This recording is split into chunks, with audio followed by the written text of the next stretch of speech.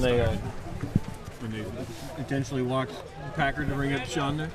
No, I wasn't. One of the players said, "Coach, is this the right move?" And I said, as much as you don't want to do it to set up the double play, I think they felt like they were in a position to do that, and Sean made him pay, and I just hope he stays hot like he is.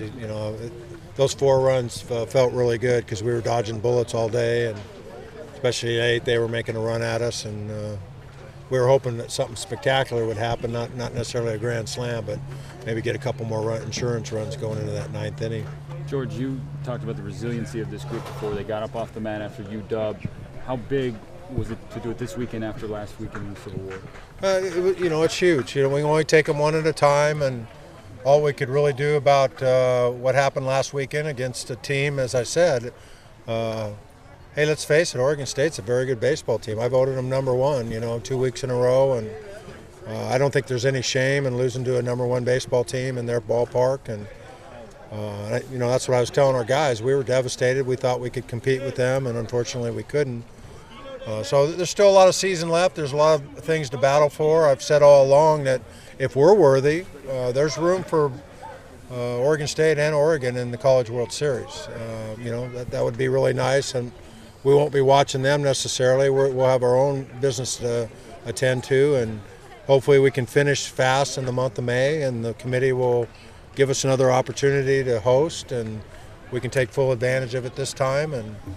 And we certainly, there's no reason to root against the Beavers. I don't have any animosity towards them being a good baseball team, and if we get to play them again and it's in Omaha, that'll be an honor to compete against them again, whether it's in Omaha or anywhere else. Up Tuesday. Yeah, we got a couple more here too. It'll be a little different because it'll be midweek pitching, our midweek pitching, their midweek pitching, and is it revenge? No, it's an opportunity to play against, in our own park, a very good baseball team. How pleased were you with Brando's start today? He was awesome today. Each and every start that he's had, especially the last 3, has been more spectacular in my mind. A couple of the early ones, he got hit a little hard against some Portland and San Diego. Today he was borderline dominating, and the 1 inning they had a shot at him was a little self-induced, a hit batter and a pickoff throw that I thought we should have handled at first, and then a good bunt, and then for him to get a 0 in that inning was a big deal for the team and for Brando. In that situation with first and third, was there any thought of pulling him? I mean, were you just trusting him? No, we were pretty thin going into today.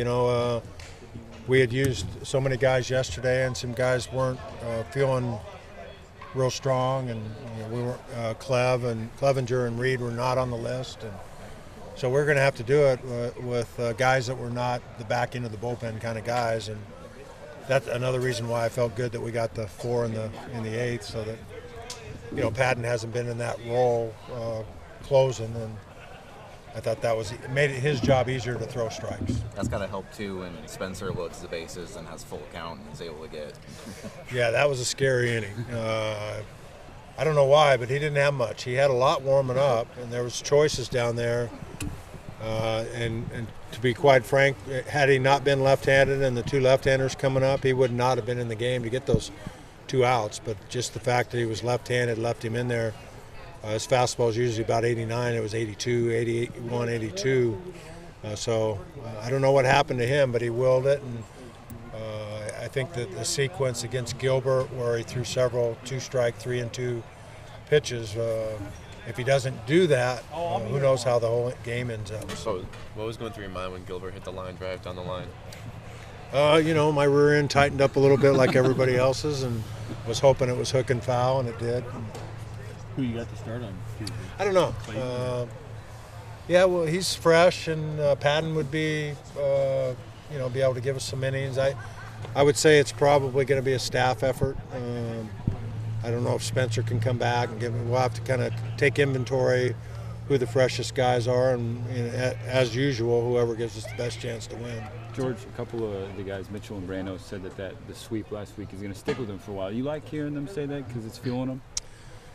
Yeah, I do. Although, I hope it does. I hope it's the driving force, and back in my history of coaching, not just here, but where I came from, we had some early season devastation that fueled our fire for the entire year. And however, they say that, but then today I thought we were a little flat, to be honest with you. I didn't think that we played really well and had a great victory last night.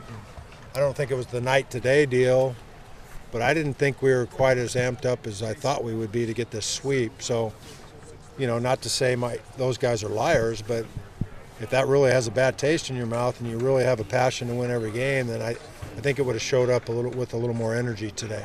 And I say that in a win in a situation where we got a sweep against a team that we have great respect for, the Wildcats. Going back to those jams, it seems like more often than not this year, your guys have been finding their way out of those jams. Is there something about the mental makeup that you feel like has set your guys up well for that? Yeah, I think we talk about getting to the next pitch no matter what happened, whether you walk a guy, hit a guy, umpires call, bad hop, whatever, the mentality of the positive part of getting to the next pitch. And when there's one out and the double plays in order, you're really only one pitch away from getting out of a situation. You just have to make one pitch. And if you're a hitter and you're buried in the count 0-2, it just takes one pitch to turn the at-bat around. So I think we've shown some more resiliency and some mental toughness and haven't caved in. And I think that's all year.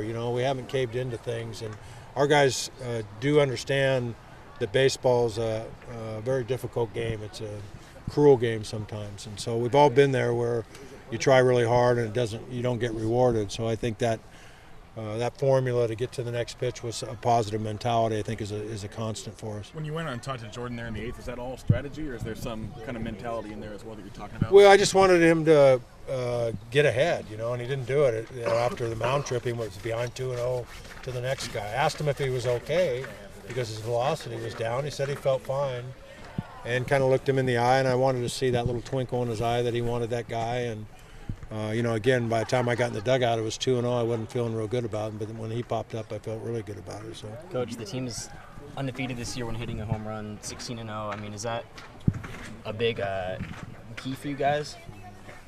Well, it sounds like it is. That's a good stat. We're going to try to hit more home runs, I guess. No. Coach Waz was really disappointed in the guys for hitting too many fly balls. And kind of the joke, they were trying to get on top of the kid. He was kind of a backwards pitcher, and we hit a lot of lazy fly balls. And then Mitch hits one on the PDA. And the joke in there was why we're trying to get on top, and just hit more on the PDA. And I said, yeah, let's do that. Coach Waz asked me to talk to the hitters, which he doesn't.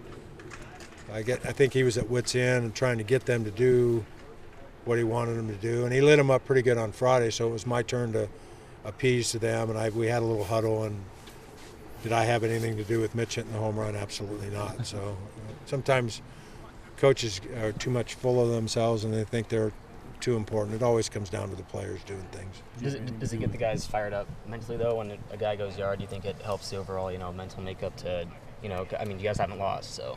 Yeah, and I think anytime a team hits a home run, you feel good, or score runs, you feel good. And, I don't know how many times we've hit home grand slams and since I've been at Oregon, but probably not very many of those. And I would say that we're undefeated when we hit grand slams, too. Do you have anything to do with Sean's first stolen base of his career? No, absolutely not. He'll do that occasionally, and I know Coach Waz has a time steal and felt like the kid wasn't paying much attention to him. So he's a 5-tool player, man. Has he proven he can hit a curveball yet? Yeah, he has. He's hit off-speed stuff, and I just think it's a really cool story. He's come a long ways as a leader, as a catcher. His makeup and the story with his dad here, and his health issues, and the fact that he's been able to overcome that emotion too, and reward his dad with some very special performances, I think is a cool story.